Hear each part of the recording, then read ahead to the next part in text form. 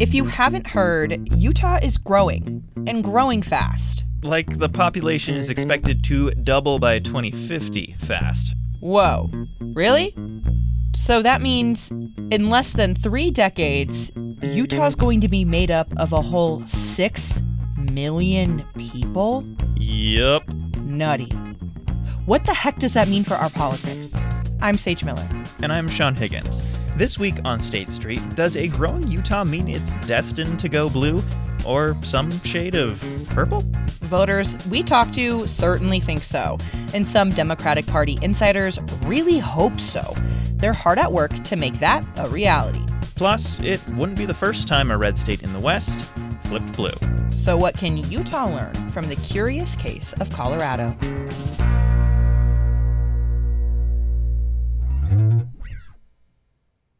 First, let's start with where Utah voters think our good old beehive state might be headed, politically speaking. I asked our voter panel earlier this fall what Utah might look like 10 or 15 years in the future. I think it's purple. Purple. I suspect purple.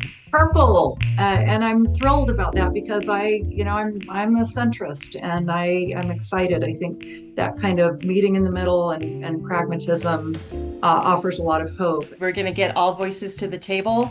And when we do that, it's going to be messy. So it's going to be purple. I hope it's red, but, ballot initiatives come from out of Utah.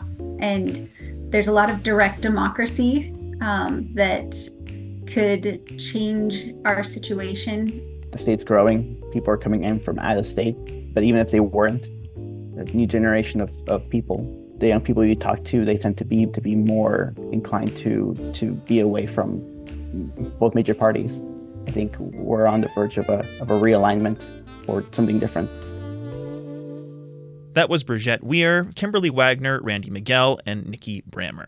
This group spanned the political spectrum from liberal Democrat to conservative Republican. And if my memory serves me correctly, Sean, aren't Utah Republicans a tad petrified that the state will follow in Colorado's blue footsteps? For all you State Street superfans, you might remember Zach Wilson. No, not the Denver Broncos quarterback. Right. Utah politics Zach Wilson is a millennial who ran for Congress as a Republican in the 3rd District. We spoke with him in June, and here's what he had to say about where he sees the state going. You look at Colorado, which used to be a red state, and then as Denver grew, the state swung more purple and now more solidly blue. And so I look at that here in Utah, and I see very similar demographic. Utah's solidly red state, but as Salt Lake grows, tech jobs grow, the outdoor kind of wonderland that we have here in state and more outdoorsy minded people come here. I think we're 10 years from being in Colorado if we can't better message with young people. Okay, fine. Even if there is some fear over it, fear doesn't always mean reality. You're absolutely right. You and I cover elections for a living, but it doesn't take a crystal ball to say with almost complete certainty that Utah will not be turning blue in 2024. The math just doesn't work there. But things do change. The state certainly looks pretty different now than it did even 10 years ago. So what would it take for Dems to win in Utah? And we're not talking about flip the entire state, make it blue, California, here we come. We're talking about when could the legislature be a little less supermajority-y? Even that is tough in a state like Utah. For various reasons we won't dive totally into this episode. But Sean, I spoke with a relatively new left-leaning political consulting firm that popped up in Utah 2 years ago. They're called Elevate Strategies, and they're all in on making Utah more competitive politically. Gabby Finlayson is a co-founder of Elevate. She's worked in politics her entire career and grew up in Utah County, so she's no stranger to the battle the firm is up against. She says she was working on some out-of-state campaigns in 2022 when she had an aha moment. 。I mean, the reason I decided to move back was, I was sitting in the Massachusetts State Senate and they were talking about, whether Medicare for all or single payer would be better for the people of Massachusetts. And on the exact same day, the Utah legislature had passed the anti-trans sports bill. And it was such an interesting dichotomy in my mind, just thinking like there are so many people in Utah that don't agree with this. And we saw that online. We eventually saw even the governor, vetoing that bill.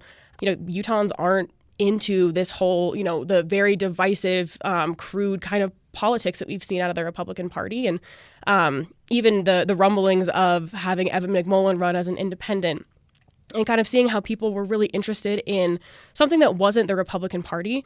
It was a wild moment to just think like, okay, like we can do this and we can actually make progress. I mean, we're the youngest state in the country. We're the fastest growing state in the country. We have a single media market, which means you can buy, one TV ad and you get shown to, everyone in the state, which is helpful for us in politics, right? Because it's a lot cheaper to actually run races. And at the same time, on the Democratic side, we didn't really see competitive elections because people with national experience, like myself and my business partners, weren't running real campaigns. We famously always see some yard signs and signs on overpasses and billboards and hope and pray for the best. So the $1 million question, what is your strategy to get more Dem victories in Utah? Yeah, that's a good question. It certainly is a long play, I will say. But, one of the things that we're doing is, early investment in candidates and doing real candidate recruitment and finding candidates that actually fit the district, not just, who is willing to be like, quote unquote, as that's something called, sacrificial lambs with their name on the ballot. But more broadly than that, we've been doing a ton of candidate training. So we've trained over 60 candidates in the last 2 years, teaching them early on, not just how to run a campaign, but how do you be a candidate in a real way? And how do you communicate not just what you want to do in office, but what are your values and why do you want to help the people that you're trying to represent? Are there any test cases that made you feel like this was possible? Absolutely. I think, the most one-to-one example that we see is Colorado. We can see that there are big changes happening, that we are not only seeing, a lot of growth in our state internally, but people moving here similar to what happened in Colorado. We're seeing that people are open to doing something differently, which is exactly what happened in Colorado. Similar to what happened in Georgia, right? No one ever expected Georgia to elect 2 Democratic senators, but because of years of true on-the-ground organizing, they did see that happen. And it didn't just happen because demographics changed enough and, the trend line one day just said, okay, now you're a blue state. Yeah. But it took a lot of years of work in order to make that happen. And, we're really proud to be, doing that work now in hopes that in a few cycles we will see some big changes here in the state. So how hard is it to actually recruit good Dems? It's hard to recruit good people anywhere, right? I mean, we see this across the board and people don't love politicians, but we are super focused on down ballot races. So the state house and the state senate is kind of where we see the most progress to be made and the most opportunity. But it's really difficult to, have good people who have real jobs and real lives look at the legislature and how contentious it is and what's going on and think like, oh yeah, I'd love to be a part of that. That seems like a really great use of my time. When in reality, we know that when we do have more Democrats and even more independents, people that just aren't part of that, Republican monopoly, the more of them there are, the more responsive the Republican Party has to be and the more moderated they have to become. What exactly are Dems in Utah doing wrong right now in the status quo? I'm not necessarily sure they're doing a lot wrong, but I think we could be doing a lot more right. And so one of the things that we're doing is, again, trying to professionalize campaign work. So not just, saying like, well, we'll just go to parades and events and put up some yard signs, but being a lot more targeted and intentional about the way that we're talking to voters. And on top of that, the thing that I will preach about until the day I die is something that we call relational organizing, which is not just, doing the door knocking and the cold phone calling to try and talk to voters, but really engaging with people to talk to their personal network. So saying, if I call your best friend and tell them who they should vote for, that's not going to be anywhere near as effective as if you called your best friend and told them, hey, this is the person I'm supporting and here's why. And one of the things that we've been really excited about is that Utah, especially, the LDS culture, is perfectly set up for relational organizing. Uniquely here, people know their neighbors. They spend a ton of time with them. They see them every Sunday, right? And so trying to tap into that and do more of that one-to-one relationship building and using those relationships in order to have better conversations about our shared values is something that I would like to see us do a lot more of. So how do you make inroads in purple and red districts to try and get Dems elected to the state legislature? Especially folks that have their entire life voted for Republicans. That's what their parents did, that's what their grandparents did. A lot of it is based on tradition and habit and less on, critical kind of evaluation of which candidate maybe aligns best with their values. And I think one of the other things that we're seeing really interestingly right now is, again, these running of independent and third-party candidates in order for people to think about like, okay, maybe I'm not ready to make the leap to say like, I voted Republican my whole life, but now I'm going to vote for a Democrat. But what if we just think about, Republican or not Republican? Can we get them to vote for an unaffiliated candidate or a third-party candidate? And we've seen that is a lot easier of a first kind of like baby step for people to feel okay about that. And I think the other big thing is trying to run candidates statewide that are a different kind of Democrat. Utah Democrats are very different than, New York or California Democrats. We just are. Also, I think because of who Utahns are, it just doesn't hit quite the same way, right? We are still very, libertarian, freedom-centric. What state legislature seats in what counties are you prioritizing? Salt Lake County is obviously a place where we know we can make progress. There are 6 seats in Salt Lake County that are state legislative seats that were won by Democrats in 2022 and in 2020 that are currently held by Republicans. Those 6 seats are a top priority for us. We're also looking at Weber County. We know that we can make progress there. It is a historically blue place that has kind of flipped back red, and we're making a lot of progress there.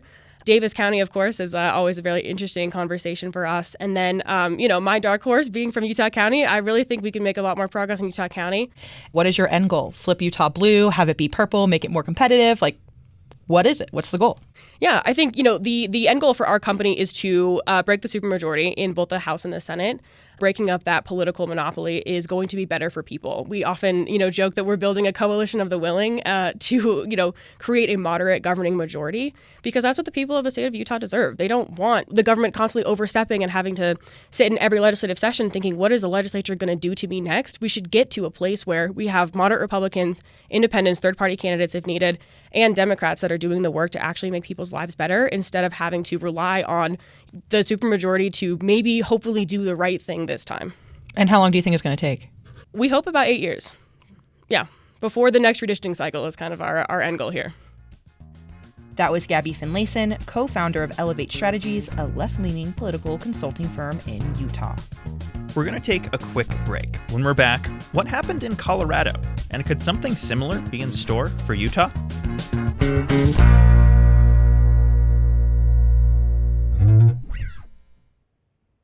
Hey, I'm David Childs, a producer of State Street. We know there's a lot at stake this election year, and we're here to break it down for you every step of the way. So I want to take a minute to ask for your support. The only way that we at KUER are able to produce projects like State Street is with donations from the local community. People like you who value the content we provide for Utahns across the state. If you can, take a minute and donate to support projects like State Street. Go to KUER.org/support and help us continue bringing you the latest in Utah politics. And thanks. Support for State Street comes from the Hinckley Report on PBS Utah. I'm Jason Perry, director of the Hinckley Institute of Politics. The Hinckley Report is Utah's weekly political roundup, bringing together Utah's top journalists, political thinkers, and lawmakers to help you understand how politics impacts your life. Listen to the Hinckley Report wherever you get your podcasts.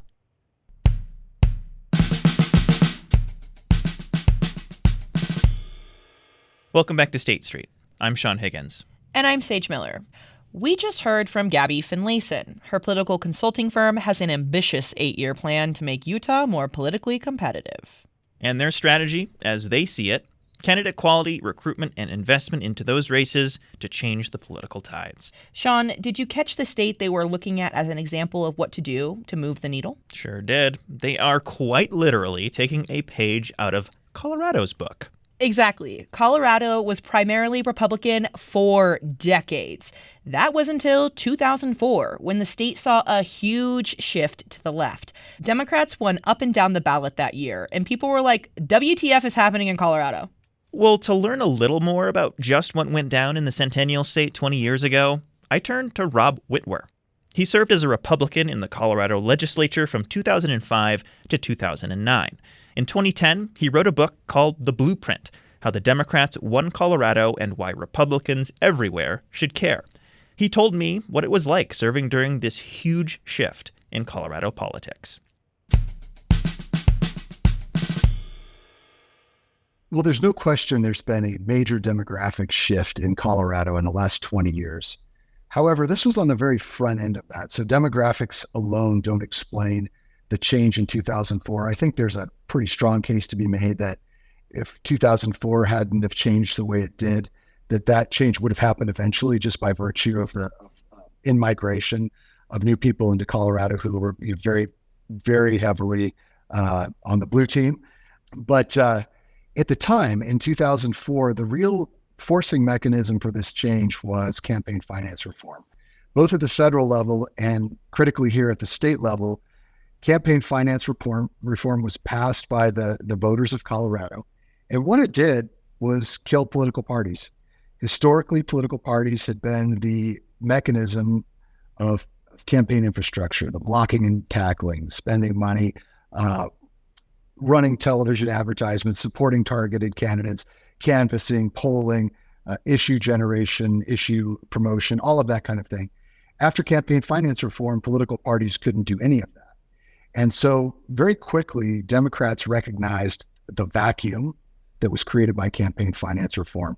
And that vacuum was filled by a collection of nonprofit organizations. That became the campaign infrastructure for Democrats in 2004. Talk a little bit about the GOP in Colorado. What was it like when they were controlling all the levers of power?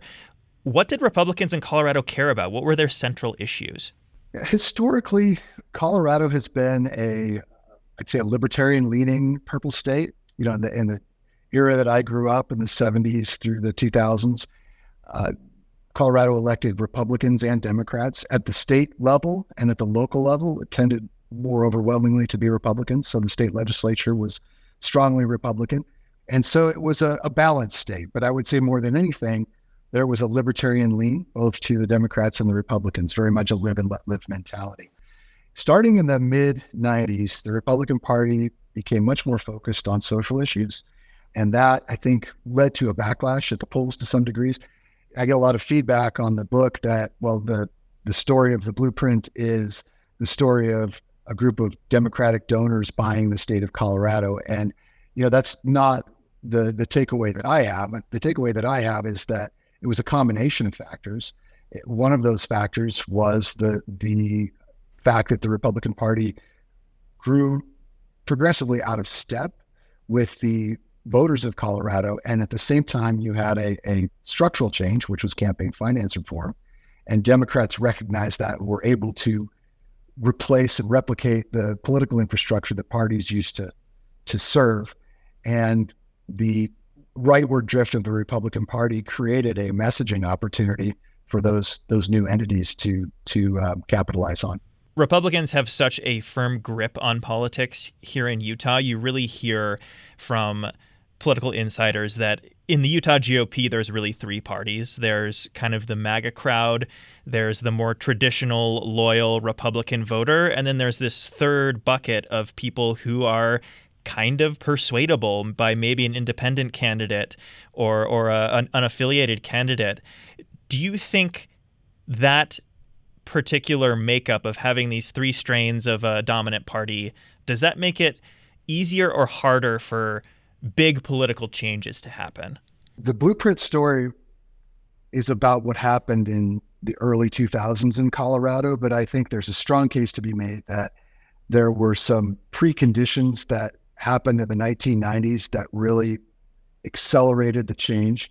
And one of those preconditions was a fracturing of the Republican Party along, on the one hand, social conservative lines, and on the other, your more traditional Republicans. I remember a time back in the 1980s when the Republican Party was dominant in the state legislature in Colorado, and there was not just one, but a handful of pro-choice Republican legislators in the Colorado House of Representatives and in the Colorado Senate.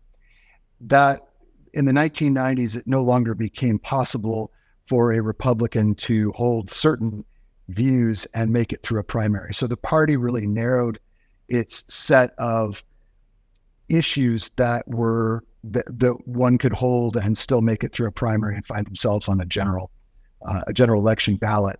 So to the extent that there is in Utah a fragmented Republican Party, that creates an opening for the kinds of divisions that you we saw in Colorado in the 90s and early 2000s, which were contested primaries between pretty firmly divergent ideological groupings. And then what would happen is, regardless of who the winner was, in some cases it was the social conservatives, in other cases it was your more kind of traditional Republicans, the losing side would not support the winning side. And that took a historically safe Republican seat, let's say, for example, a state House seat or a state Senate seat, and put it into play.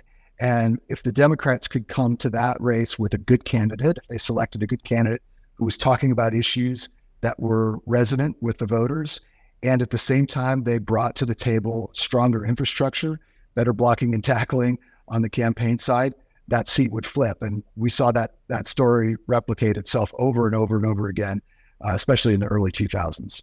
Do you see similarities between Utah and Colorado, or are Utah and Colorado different states? Because I think when we think of an outsider looking at the Mountain West, they see a state with a very outdoorsy population who's growing really fast. They're the same, right? I understand Colorado, but I wouldn't pretend to understand Utah. That said, I do know there's a lot of in-migration patterns from the coast, and that tends to change over time, the demographics of the state. It's interesting. You do see some states like Idaho and Montana that are moving somewhat rightward, just based on the party registration and results of elections. Obviously, Colorado's moved leftward, and so I think that it's when you have that volatile of population changes and you're adding millions of people over the course of multiple decades, anything's possible. If you were writing your book in 2024, how would it change? Yeah, the technology changes. Now it's just unthinkable that you wouldn't have a website, a social media presence, a digital campaign of some kind, especially in a targeted race. So those things have changed, but the universal things that will never change are, it's important to have money. Money is the lifeblood of political campaigns. Back in those days, money was spent through political parties. Now it's spent through independent organizations that are unaccountable to the candidates and the parties. That's just a fact. But the underlying truth that you need money to fund these types of campaigns, that's still there.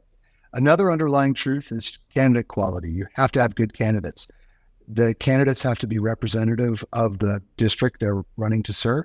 They need to be in touch generally with the voters that they want to represent, and they need to be able to communicate that in a way that's not off-putting to voters. And then finally, organization and coordination. What really stood out to me was the coordination of the donors and the groups that were running the campaign infrastructure in Colorado. They did an excellent job of focusing their resources on races that could be won.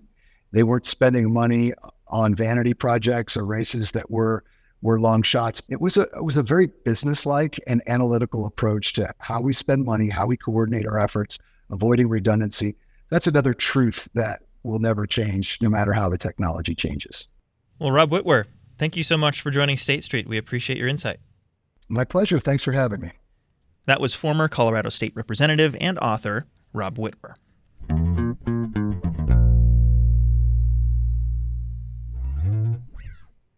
All right. Reality check time, Sean. Utah isn't going to flip blue anytime soon. It's a marathon for these folks, not a sprint. Former Congressman Ben McAdams, who you might remember from last week's episode, was the last Utah Democrat to serve in a federal seat. He represented the 4th District from 2019 to 2021. He told us he's a little more skeptical of Utah becoming purple. I'd love to see that. I think Utah, we see that younger Utahns tend to be more politically independent, not as Republican as older Utahns. And then you see some of the growth and in-migration from other states that seems to be, they're probably largely Republicans who are moving here, but find that they are not Utah Republicans. And so they are also more independent-minded. I don't see, purple could be the direction we're heading. I would call it probably a reddish purple. That's going to take some time. I think it also is going to take honing our message. We're not going to win on a national message. We've got to show that Utah Democrats are different than the national Democrats, and people have to understand intuitively what that means. It's not going to happen just accidentally, or it's not just going to happen organically. It's got to be, I think, strategic. For Elevate Strategies, they're aware of the uphill battle, but they're looking to flip seats in districts that are already competitive or have the ability to become competitive, which are in the most populated areas in Utah. Yeah, like Salt Lake, Weber, Davis, and Utah counties. So the Wasatch Front. And there are competitive races in Salt Lake County this cycle. There's a chance some seats held by Republicans in the legislature could flip. That would chip away at the supermajority, but it wouldn't change the entire game. Help me put that into perspective. For sure. So if there were even just a few more Democrats or independents in the Utah House, for example, it would make it harder to pass constitutional amendments. You need 2/3 of the voting body to approve a constitutional amendment. Amendment D, which we talked all about earlier this season, eked through with only 5 votes to spare in the House and 2 in the Senate. In other words, if just a few more people voted against it, it wouldn't have even made it onto the ballot. P.S. Another reminder, no votes will count on Amendment D. But even with the Colorado test case, Utah just isn't Colorado, period. Sure, it may look similar at first glance, but our culture and our politics are different. We dedicated a whole episode to how Latter-day Saints approach politics last year. While they aren't a monolith, most are loyal Republican voters. Plus, as our Colorado friend put it, money is your best friend. And Democrats and independents are going to need a lot more dough to rise. Sage is on her personal bread-making journey. I am! And like the Democrats, it's a work in progress. So bread tips are appreciated. Also, politics is pretty weird. Crazy things happen all the time. People have been saying Texas is going blue for years, and guess what? Still pretty red. Right. And all those people who said Florida would always be a swing state, I wonder how they feel now that it's bright red. All this to say, we're not sure how this will shake out over the next decade, but we will hopefully get a glimpse into the future next week. That's right. We'll be back for a post-election wrap-up. You can bet we'll be looking at whether the Dems' focus on down-ballot races paid off. That does it for this episode of State Street. I'm Sean Higgins. And I'm Sage Miller. Election Day is less than 1 week away, people. Planning an election night watch party? Check out some of our tips for a successful evening in our State Street newsletter. You can sign up at our website. And if you've got feelings on election night, call us and leave us a voicemail at 801-581-5015. Which spells absolutely nothing. Fun fact, there are no letters on the 0 or the 1 buttons on your phone. So I'll say the number again slowly. 801-581-5015. State Street is not possible without a whole lot of people. Our digital team is Jim Hill, Raquel Davis, and Eleanor Gomberg. David Childs and KUER News Director Elaine Clark are responsible for editing and audio production here at State Street. And Caroline Ballard is our executive producer. See you next week.